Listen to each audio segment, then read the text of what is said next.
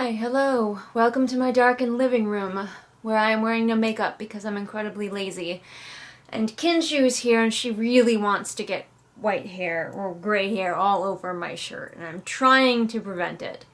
We'll see how that goes. I'm author Julian Greystoke, and we're here in my living room to do a random little tag that a pal of mine on Authortube created. The creator is Year of the Author, and the tag, I'm looking over here at my computer in case anyone is wondering, is the Valentine's Day writing tag. The Authortube version Valentine's Day tag thing, alright? I'm going to hope that you think the darkness in my living room is romantic ambiance as we begin our tag.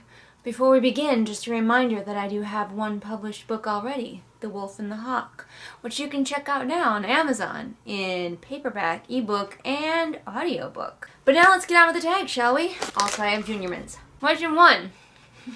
Are you a romance author, and if not, would you ever write a romance story? I never thought I would be a romance author, and yet here I fucking am. The book that I decided that I was going to use to finally kick my self-publishing career back into gear was The Wolf and the Hawk, which is a fantasy romance. So I guess I'm a romance writer now, which you would never ever guess if you looked at like my back catalog. As a result though, it is a romance with a plot, so if you want a romance heavy book but you also like some stabbing and war to be in it, maybe mine is for you. Question 2, what is your favorite romance trope and how would you use it in your work in progress? Okay, I should give you a little bit of a taste of my work in progress, which is actually the sequel to The Wolf and the Hawk. It stars Marin, who is the daughter of the main couple in The Wolf and the Hawk. Somebody yelled at me for spoiling that, but if you don't understand that at the end of a romance the couple gets together, I have some news for you about how romances work.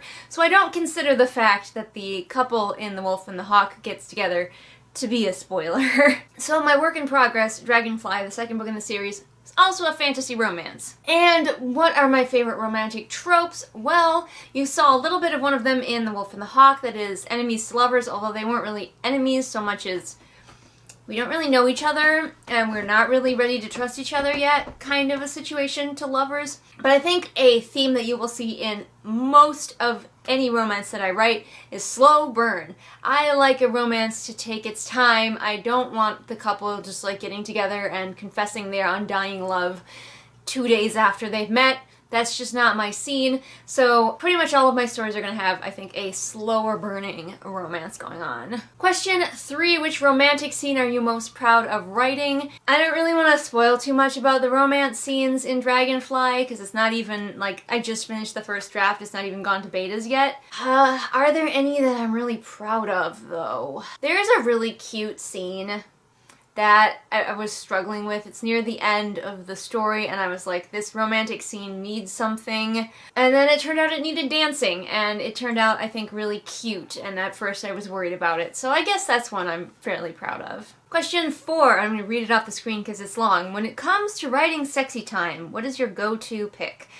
Explicit scenes with all the steamy details, a light mentioning of sex occurring, but it's nowhere near erotic, or a classic fade to black scene to keep it clean. I like to give you all some of the foreplay, if you will. I like to give you the sexy, steamy ramping up, but then I fade to black. Or as Varric the dwarf would say from Dragon Age, describe a fireplace. That book is easily the worst I've ever written.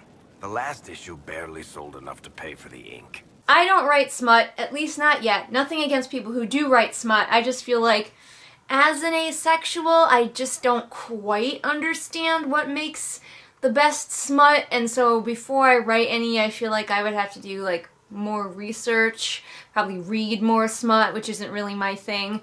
So I stick with the more romantic feelings leading up to the sex, and of course the delightful cuddling after the sex. This video is gonna get demonetized for how many times I say sex, isn't it?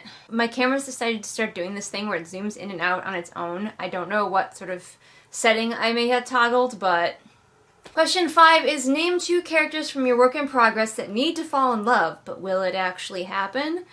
Well, that's pretty simple because it's a romance book. And our main couple are Marin and Prince Tristan of the city of Vale, where she goes to become the apprentice horsemaster. Will they get together? I'm not going to spoil anything, but it is a romance book, and we kind of previously established how romance books usually go. So, question 6. Do you have any LGBTQ+ character relationships in your work in progress or other works? If not, would you ever write them? Fuck yes, I do. I have so many.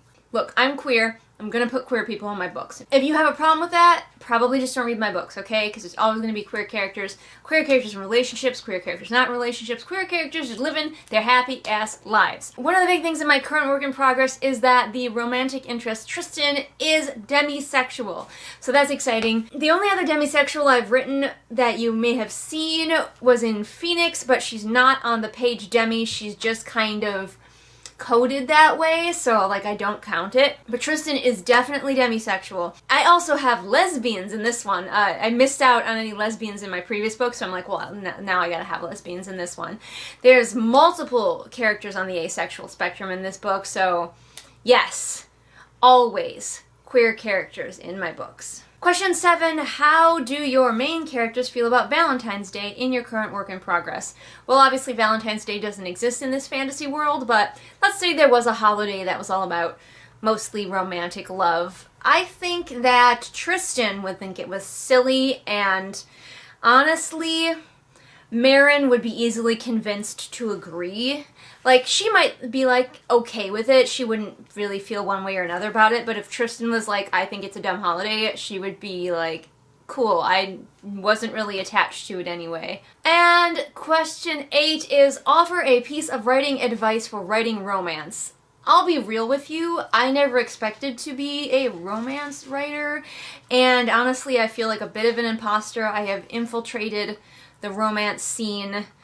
Don't tell anyone I'm here. If there's one thing that I think works in my writing is that I'm very character focused, and so I am certain to give all of the characters their own thing, their own personalities, their own lives, their own desires, separate from the romance, so when they come together, you can see what a beautiful, strong couple they would be because of what they both bring to the table. That's, I guess, my advice. Otherwise, I have no idea what I'm doing. I'm just mumble-fucking my way along here, just like everyone else. Alright guys, that was the Valentine's writing tag. I don't even celebrate Valentine's Day in my real life, but what kind of YouTuber would I be if I didn't capitalize on there being a holiday? If you're in the mood for a little romance with also a little bit of sword fighting, you can check out The Wolf and the Hawk, as I mentioned, available on Amazon. If you want to know more details about the sequel, including what new fantasy creatures you can expect to see in the sequel, then follow me over on Patreon, where for as little as $1 a month, you get access to exclusive content not seen here on the regular channel. There it goes, my camera's just zooming in on me without my permission. Don't forget to follow me on all my social media, linked in the doobly-doo, and I will see all of you again next time with whatever it is I happen to be doing next time. Bye! Why don't I tell you all a tale of some amazing patrons, like Belle, Patrick, Anne-Sophie, Callison, Ray, Artemis, Shelby, Zaire, Jesper, Irene, Scribbling Cat, Savvy, Jenny, Amanda, Lisa, and Sarah. What did those amazing people do? Why, they came on over and supported me on my Patreon to help me fulfill my writing dreams. Days may not be fair always. That's when I'll be there always. Not for just an hour, not for just a day, not for just 1 year, but always.